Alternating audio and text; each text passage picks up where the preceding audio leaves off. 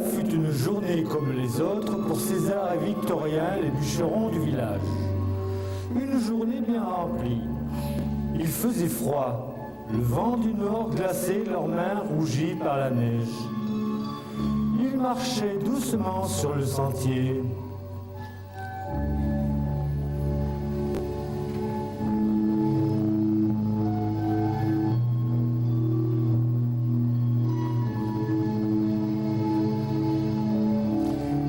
Lorsque soudain, dans le froid et le vent qui sifflait, l'un d'eux aperçut dans la lueur du soir, au pied d'un gros arbre, quelqu'un de recroquevillé. L'homme était frigorifié et très fatigué. César s'approcha de lui et, ô stupeur, son sang se glace. Cet homme n'est pas un personnage ordinaire. Pris d'affolement, il appelle son ami Victorien qui s'empresse de le rejoindre près de cet homme inerte. Ils se regardent. Mais c'est le Père Noël! Vite, vite, amenons-le au village. Nous irons voir monsieur le maire.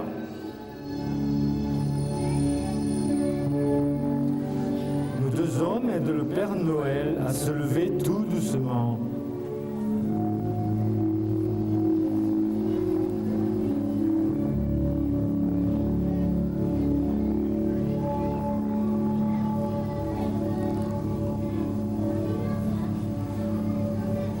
Arrive devant la mairie, ils frappent à la porte. Monsieur le maire sort sur le palier de la mairie et fut ma foi très surpris de les voir, les bûcherons, avec ce personnage pas ordinaire.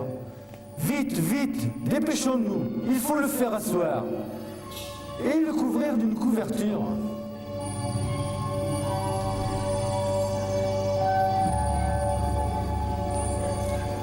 Le Père Noël reprend quelques couleurs mais ne se relève pas. Monsieur le maire est bien ennuyé. Si le Père Noël ne se remet pas, il ne pourra pas faire la distribution de friandises aux enfants. Soudain, une idée lui vient. Il a faim, oui, il a faim. Vite, qu'on aille chercher le boulanger.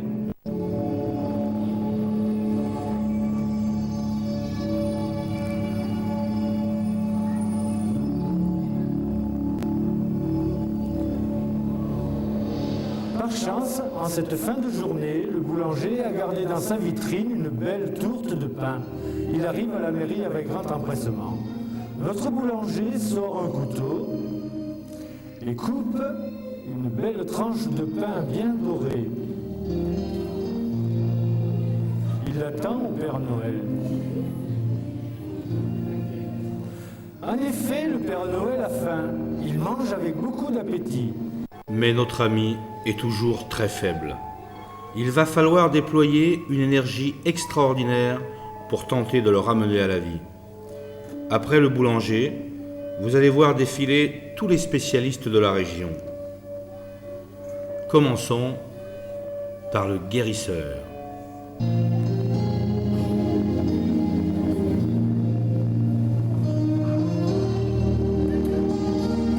Notre guérisseur arrive sur le fait, lui touche le front. Je vais lui faire une tisane d'ortie avec un peu de serpolet et une gousse d'ail, dit-il. Cela va remettre notre homme sur pied rapidement. Dans sa marmite, en cuivre, notre guérisseur prépare sa potion.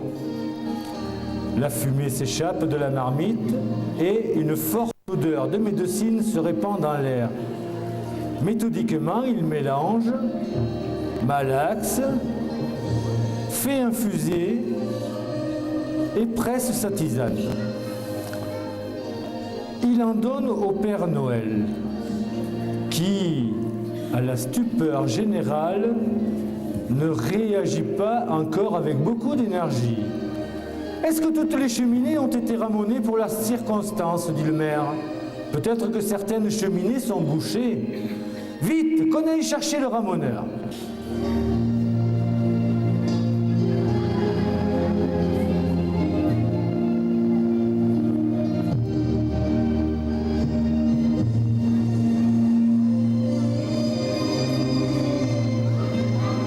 Le ramoneur arrive. Il n'a pas eu le temps encore de se laver, il est tout noir.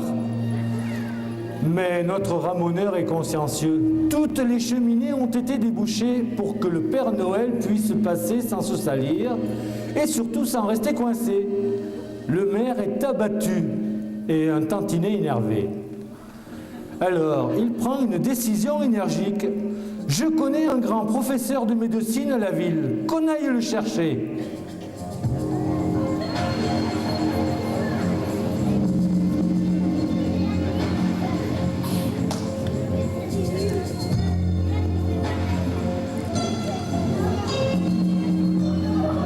Le grand professeur arrive avec sa trousse et un grand livre de médecine sous le bras. Ce grand livre ne le quitte jamais. Toutes les maladies sont marquées dedans. Tout le monde est regroupé autour de lui et attend le résultat de son diagnostic. Il tâte, ausculte, regarde, ouvre son livre, regarde à nouveau, consulte son grand livre encore, et soudain, un grand sourire éclaire son visage. Cet homme de science a trouvé. Le Père Noël est très triste. Le docteur le questionne. Il est complètement ébahi. Le Père Noël n'a pas reçu le courrier des enfants. Mais c'est affreux, crie monsieur le maire. Vite, le facteur. Où est le facteur ?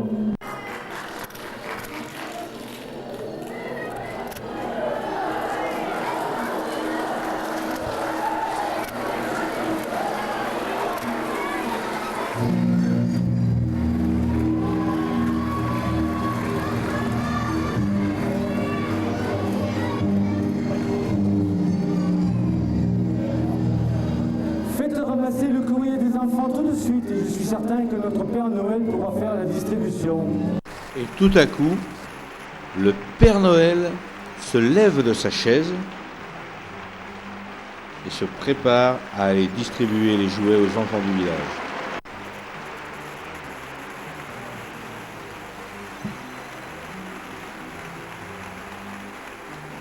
Nous remercions tous les brillants acteurs de cette charmante scénette. Jean-Claude Béraud,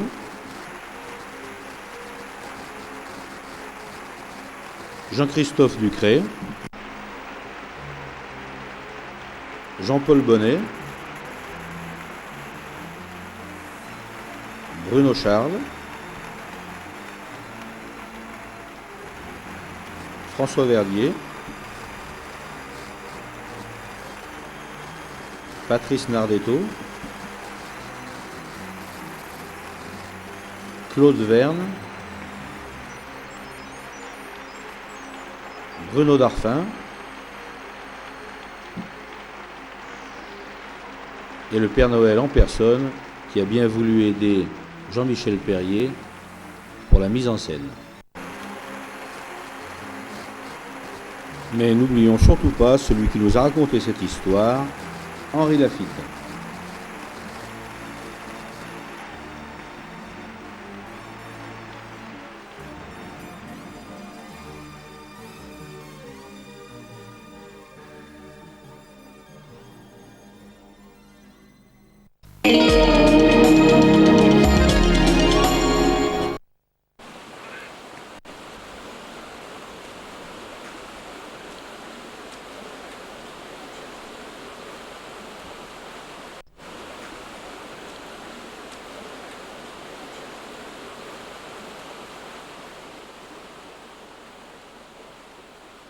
Tiens, moi aussi je mange un chewing-gum. Pourquoi prends-tu le chewing-gum le plus cher? Dans quelques siècles, tu comprendras. C'est dommage, mon chewing-gum a perdu son goût. Et le tien? Perdu son goût? Tu rigoles. Mon chewing-gum extra long n'a pas perdu goût, lui.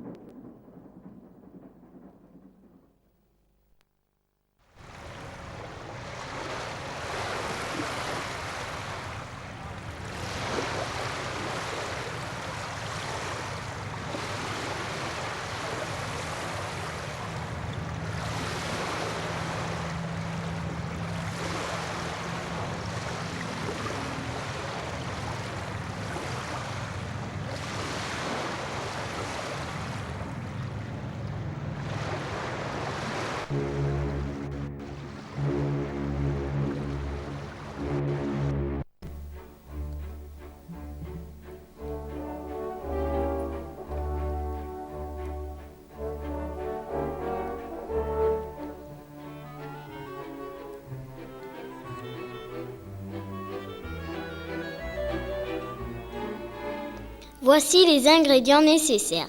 4 œufs, une boîte d'abricots, un sachet de levure, 200 g de sucre, 100 g de beurre fondu et 250 g de farine.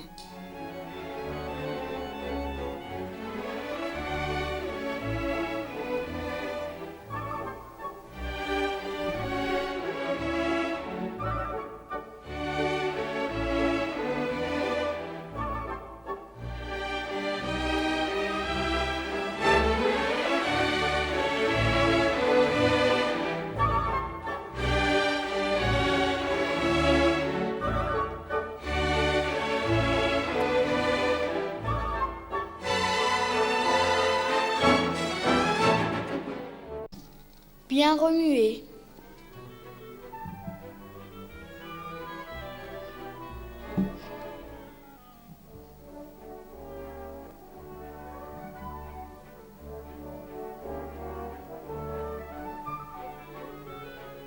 La pâte doit faire le ruban.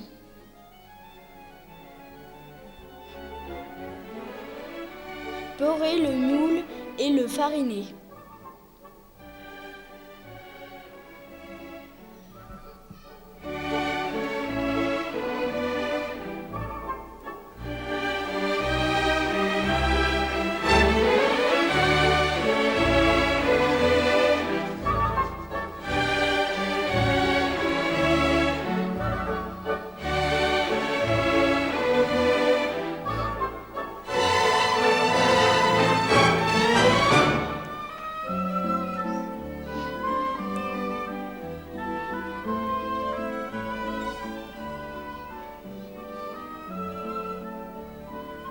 Posez les abricots sans les enfoncer.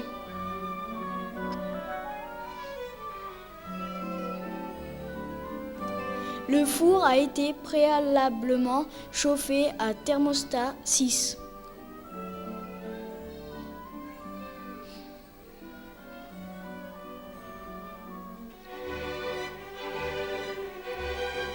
Laissez cuire 45 minutes.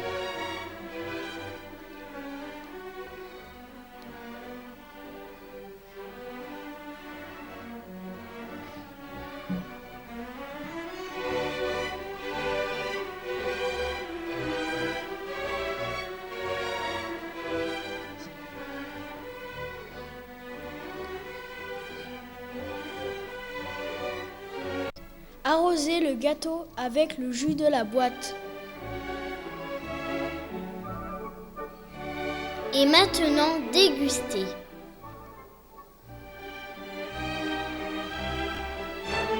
Essayez cette recette et dites-nous si ça a marché.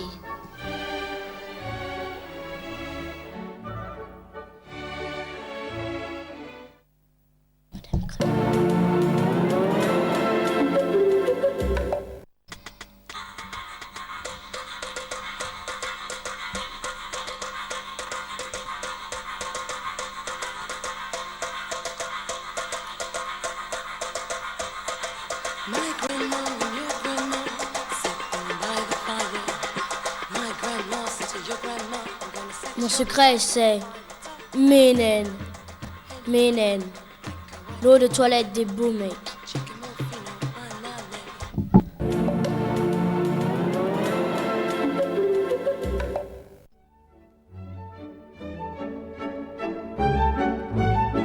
Mesdames et messieurs, vous voyez, c'est moi, Ludivine. Vous vous demandez si je suis sage, ou un petit peu plus tout de même. Voilà que j'ai 7 ans. Je deviens une grande fille, non? Aussi, je ne demanderais pas mieux que d'aider maman à la maison. Je voudrais mettre le couvert, apporter les plats, débarrasser la table. Même mon papa me défend de toucher à rien. Il dit que je casse tout. Mais non, voyons, je ne casse pas tout. Qu'est-ce que je casse? Des assiettes, naturellement, comme tout le monde. Des verres aussi, c'est tellement fragile. Ça, des verres, oui, on peut dire que j'en ai cassé. Combien? Oh, je ne sais pas, je n'ai pas compté. D'ailleurs, je ne sais pas compter plus loin que 100. Combien j'en ai cassé aujourd'hui? Ah, Ah, pas un seul. J'ai déjeuné chez ma grand-mère et elle donne à boire dans des gobelets. Donc aujourd'hui, pas une sottise, pas une maladresse, je fais des progrès. Il y a bien le couvercle de la soupière, le beau couvercle à fleurs rouges. Il s'est accroché après mon bras quand j'ai voulu prendre du chocolat dans le buffet. Mais ça ne fait rien, il y en avait 2. Oui, parce que hier, j'avais cassé la soupière. Alors maman en a racheté une toute pareille avec son couvercle. Alors, on ne va pas en faire tout un plat.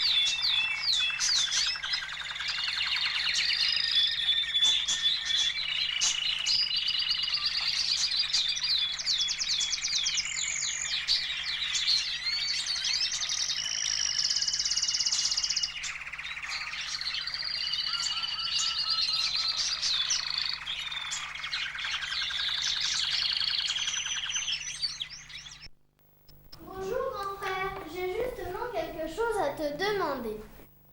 Vraiment? Et en quoi puis-je t'être utile, ma chère? Eh bien voilà, j'ai une copine de classe qui s'appelle Françoise et qui est la fille la plus ennuyeuse que je connaisse. Elle doit venir cet après-midi et je vais être obligée de la recevoir. Non. Je la déteste. Elle n'est jamais d'accord quand on veut faire une farce. Je comprends qu'elle ne soit pas de tes amies, mais qu'est-ce que tu veux que j'y fasse? Tu vas comprendre.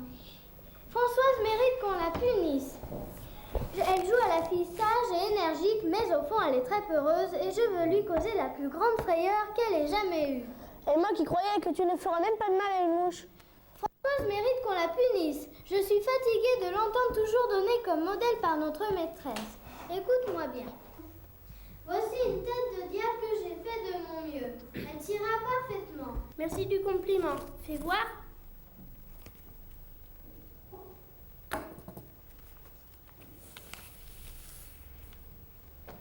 Super! Maintenant, tu vas te cacher sous cette table et une fois Françoise arrivée, au moment que je trouverai bon, je tousserai très fort.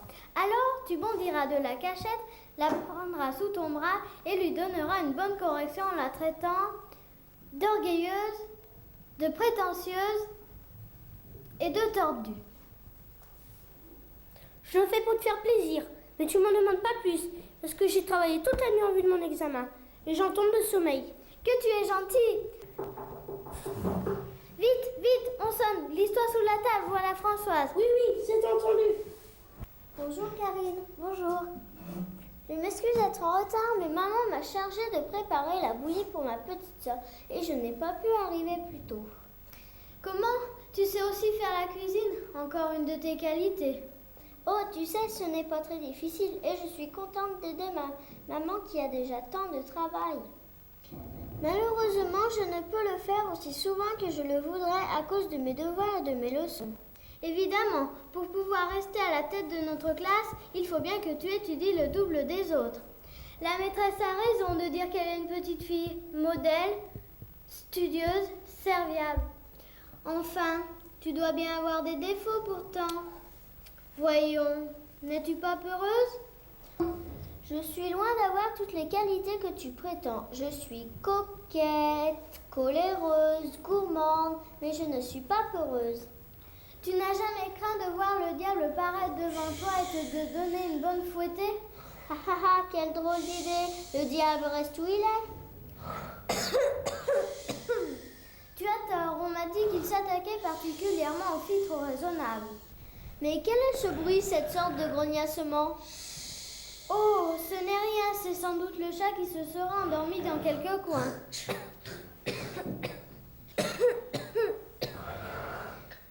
Comme tu as enrhumé, ma pauvre Karine, tâche de ne pas manquer l'école demain pour la composition. Tiens, voilà les livres que tu m'as demandés. Oh, tu ne peux pas rester encore un moment? Non, non, car j'ai dit à maman que je ne m'arrêtais pas. À demain, Karine. Détestable Stéphane.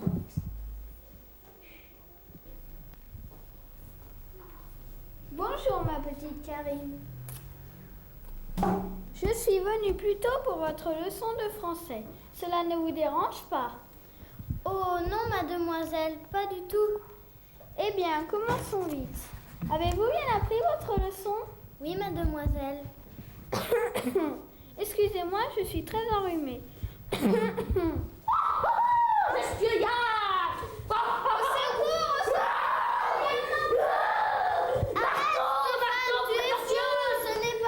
François, c'est mademoiselle Flora. Mademoiselle Flora, la sœur de mon professeur de maths. Mais c'est affreux, c'est épouvantable. Stéphane, le meilleur élève de mon frère. C'est du joli, monsieur. Je vous félicite de votre conduite et je me plaindrai. Laissez-moi vous expliquer. Il y a erreur, une fatale erreur. Je m'étais endormie. Je me moque de vos désespoirs. Mon frère saura tout. Le proviseur du lycée sera averti. J'irai même, s'il le faut, jusqu'au ministre de l'Éducation nationale. Pitié, pitié. Allez, suivez-moi. Tu m'y reprendras, toi, jeu au diable. En fait, de correction, tu vas voir, moi, ce que je vais te faire administrer par ton père.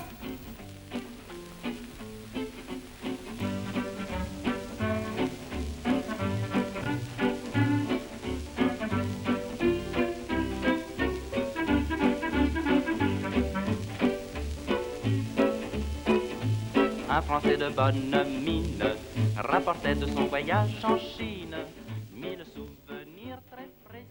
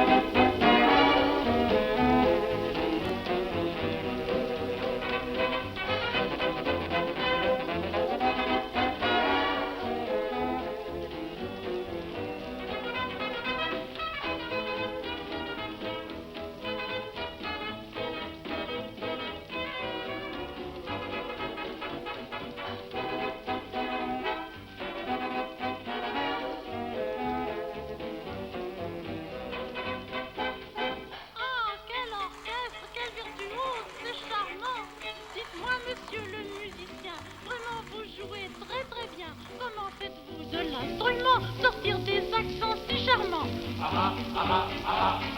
Je vais vous expliquer ça. On souffle ainsi, la musique vient par ici, et s'en va par là. J'appuie sur le piston, la musique fait un bond, et s'en va par là. Si je prends cette tirette, j'entends la note qui fait et j'ai l'accord parfait. C'est un heure de fête discret. Madame, regardez bien, la musique vient par ici, et s'en va par là.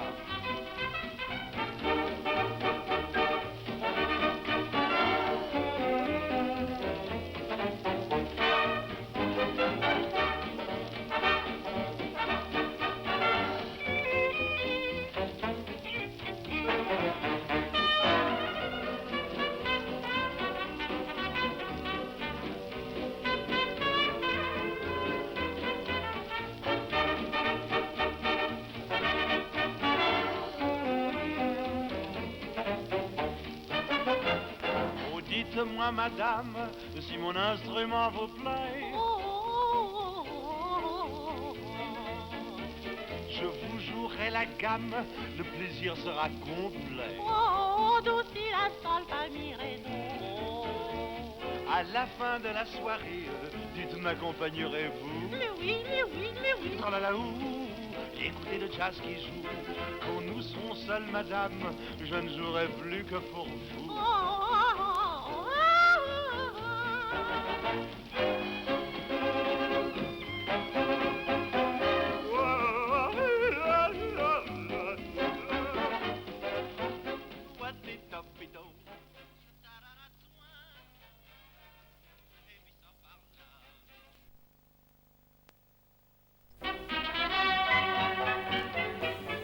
Ce gâteau a l'air délicieux. Solange va être contente. Maman était gentille de nous permettre de prendre le thé comme des adultes.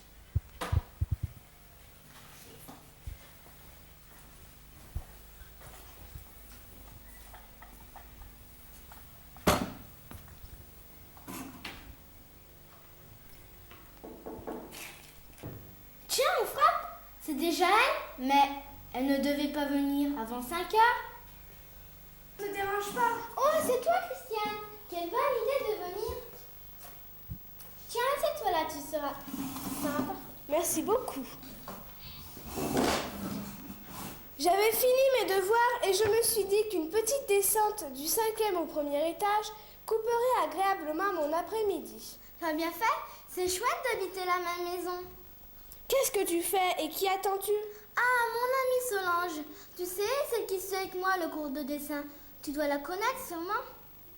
Ah oui! Son père est employé dans la même banque que le mien et nous nous sommes retrouvés cet été dans un petit hôtel de campagne pour la durée des vacances. Elle est sympa, mais elle raconte des mensonges. En effet, elle a la manie des grandeurs et cela me donne l'idée d'un bon tour à lui faire. Lequel? Elle va certainement te raconter ce qu'elle a fait pendant ses vacances en exagérant tout comme elle en a l'habitude. Puisque j'étais avec elle, je me charge de la démentir. Comment cela? Va chercher la poupée parlante de ta petite sœur et assieds-la sur cette chaise, tandis que je me cacherai sous cette table. Allez, va vite! Oui, oui, je reviens, je reviens. Maintenant, dis-moi ce que tu vas faire.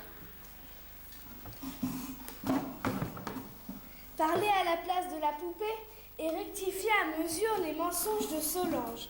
Tu verras, nous allons bien rire. Attention, la voici, cache-toi vite. Entrez. Salut! Bonjour Solange, tu vas bien?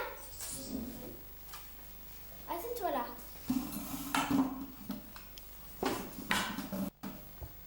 C'est sympa de m'avoir invitée, mais je ne resterai pas longtemps. Mon oncle doit me conduire au théâtre. Il y a longtemps que nous ne sommes pas vus. Tu ne viens plus au cours de dessin?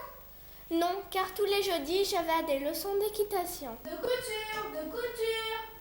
Hein? Quoi? Qui a parlé? N'est-ce pas cette poupée?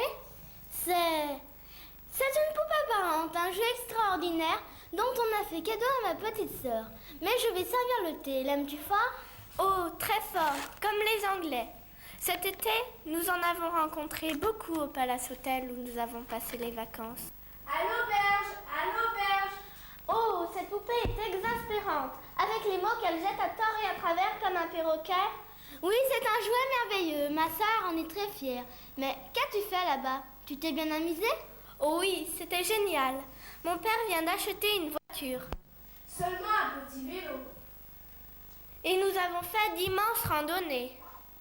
Quelques petites promenades. Oh, celle-là, j'ai envie de l'étrangler. Elle me porte sur les nerfs. Je t'en supplie, ne la touche pas. Ma sœur ne veut pas qu'on la sorte de cette place. Chien, prends quelques gâteaux. Comment les trouves-tu?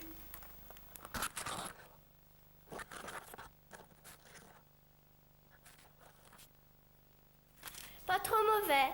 Tu sais, la nourriture des grands hôtels m'a rendu difficile.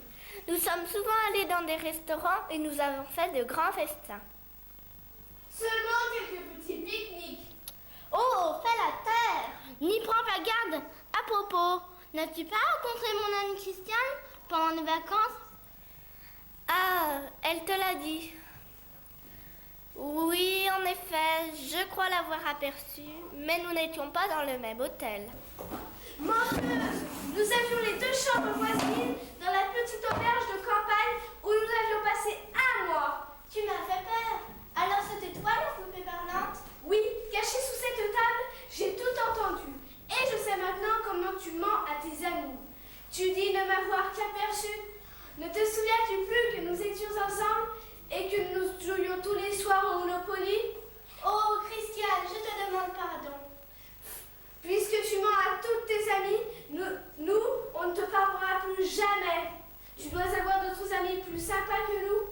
Oh non, tu es ma meilleure amie avec Alice. Je ne mentirai plus. Tu me pardonnes?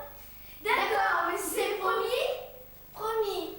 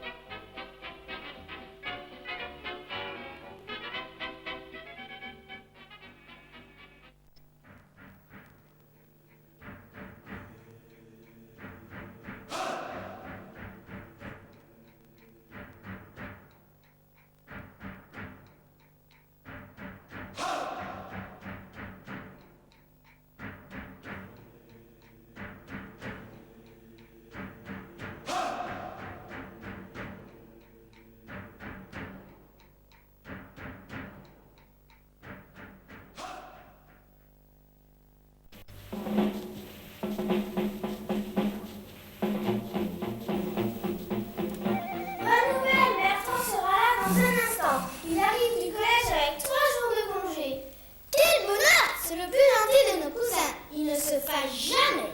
Au contraire, il vit de bon cœur à toutes nos farces. Je crois même que cela l'amuse. Aussi, ferions-nous bien d'en comploter une au plus tôt. Tu as raison, j'ai une idée magnifique. Nous allons faire une banquette en laissant un vide entre 2 chaises et en recouvrant le tout d'un tissu. Super, nous lui proposerons de s'asseoir et il tombera par terre avant d'avoir eu le temps d'y songer. Ha, tu l'as pas vu d'ici sa tête. Nous n'avons pas fini de rire. Vite, vite, installons la banquette, car Bertrand ne tardera pas à venir. Oui, il faut que tout soit prêt avant qu'il arrive, car maman est sortie pour l'après-midi. Il nous faudra aller ouvrir. Installe les 2 chaises. Moi, je vais prendre le tissu et recouvrir le tout. Une fois que Bertrand sera effondré, nous le recouvrirons avec le tissu et lui lierons les bras et les jambes. Quoi? Que ce sera amusant. Il ne nous reste plus qu'à attendre son arrivée. Pas un mot, gamin. Si vous criez, je vous réduis en poussière avec le joujou que voilà. Mais monsieur, vous vous trompez. Nous sommes innocents petits enfants. Que voulez-vous de nous? Chut, ne parlez pas si fort. Je sais que vous êtes seul et je compte sur vous.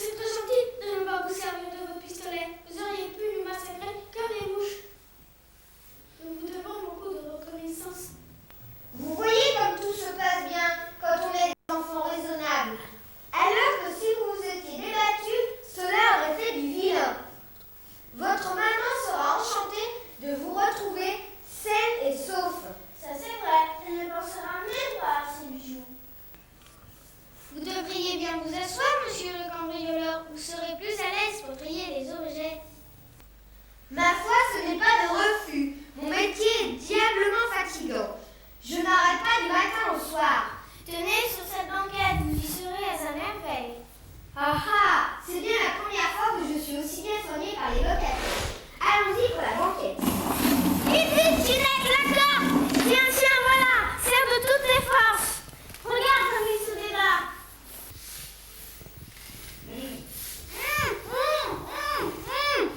Maintenant, il ne reste plus qu'à appeler la police.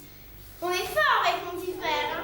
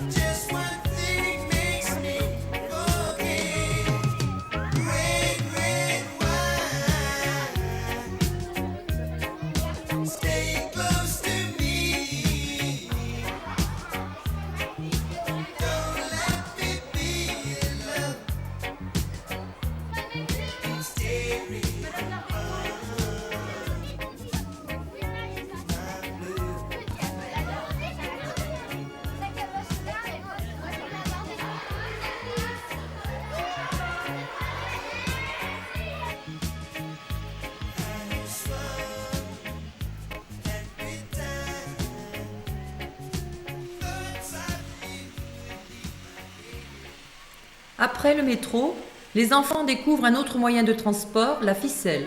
C'est un train à crémaillère qui permet l'accès à Fourvière. De l'esplanade au pied de la basilique, ils découvrent la vue panoramique de Lyon, dominée par la tour du Crédit Lyonnais.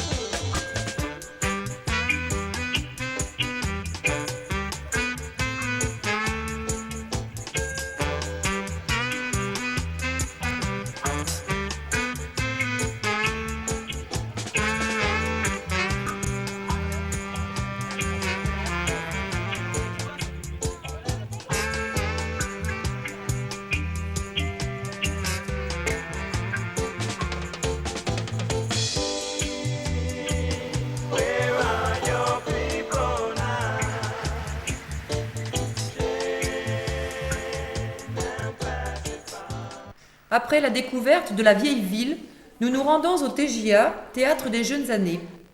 Nous assistons à une pièce appelée Le Pinceau, conte chinois où les opprimés réussiront à sortir du joug du pouvoir grâce à un pinceau magique. De l'avis général, c'était super.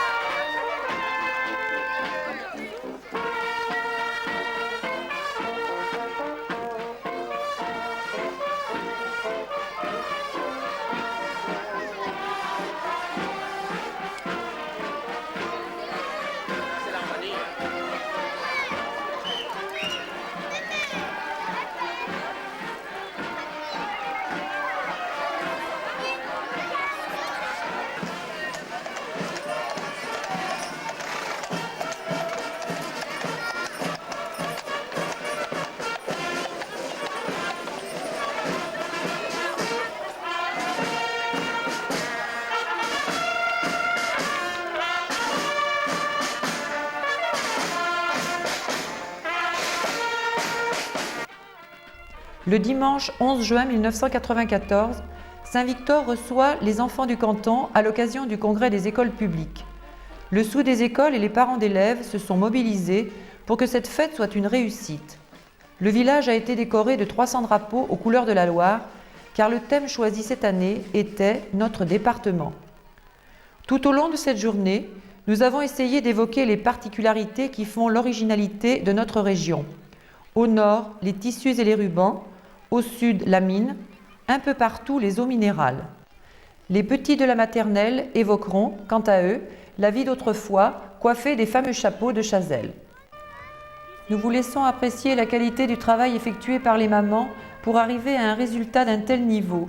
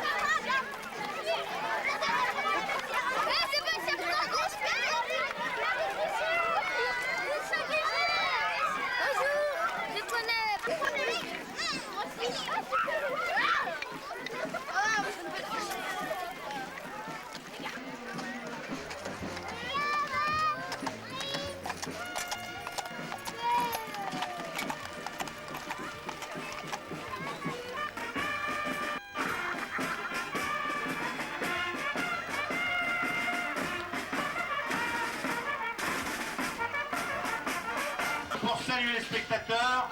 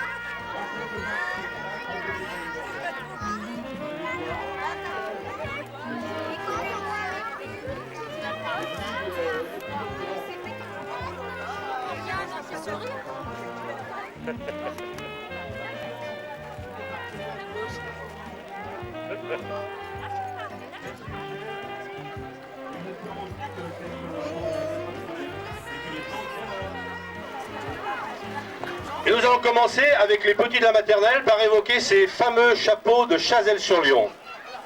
Les petits de la maternelle vont présenter un mariage à la mode 1930. Chaque couple d'enfants illustre un couple que l'on rencontrait traditionnellement dans ce type de cérémonie.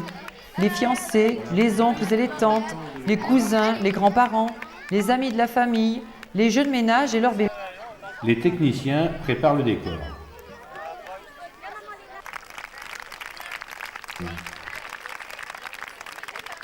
Les sœurs de la mariée, Julie et Coralie, demoiselles d'honneur, viennent voir toutes les 2 minutes si les invités arrivent. Enfin, les parents du marié arrivent à leur tour.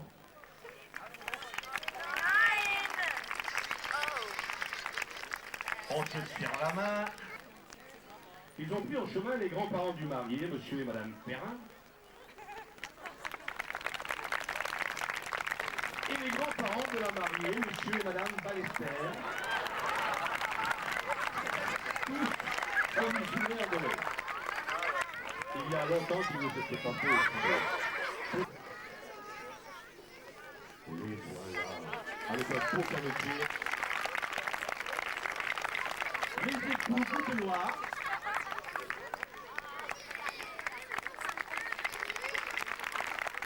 Manon et son fiancé. Ah, c'est Manon. Et la mariée, mais où est-elle? La voilà. Oui, c'est elle, resplendissante.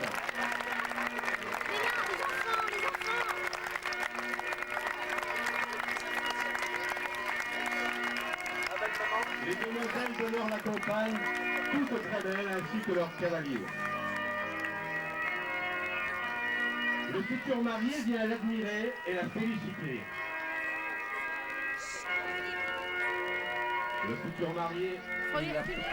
Après la cérémonie, nous retrouvons tout ce petit monde dans une guinguette des bords de Loire et l'on danse la java.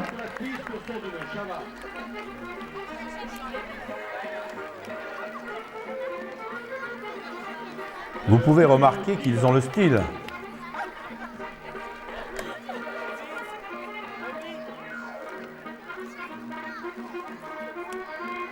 Les jeunes couples continuent à danser. Les anciens préfèrent s'asseoir car, victimes de leur grand âge, ils sont épuisés. Et oui, bien que pour des vieillards, je trouve que certains courent avec beaucoup d'allégresse.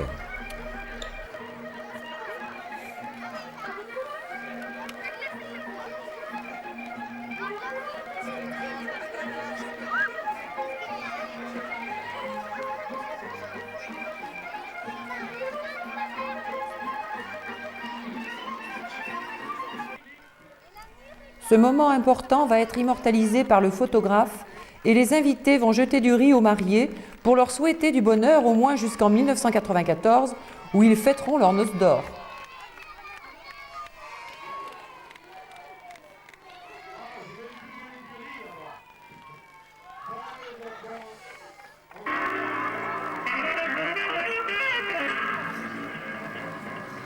Nous voici maintenant dans le monde pétillant des eaux minérales.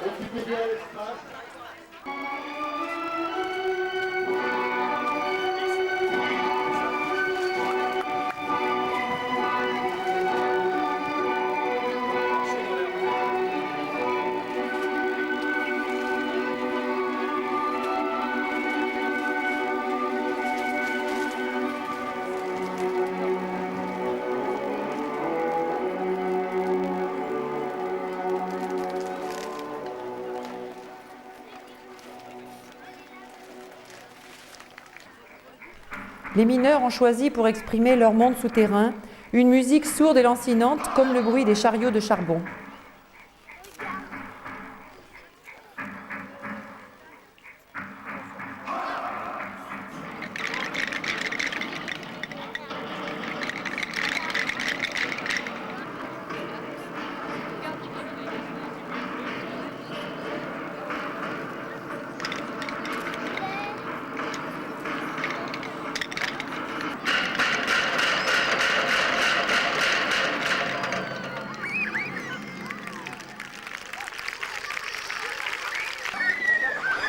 Nous n'avons pas voulu oublier que c'était la fête des enfants. Aussi, les jeux étaient là et ils pouvaient en disposer à satiété.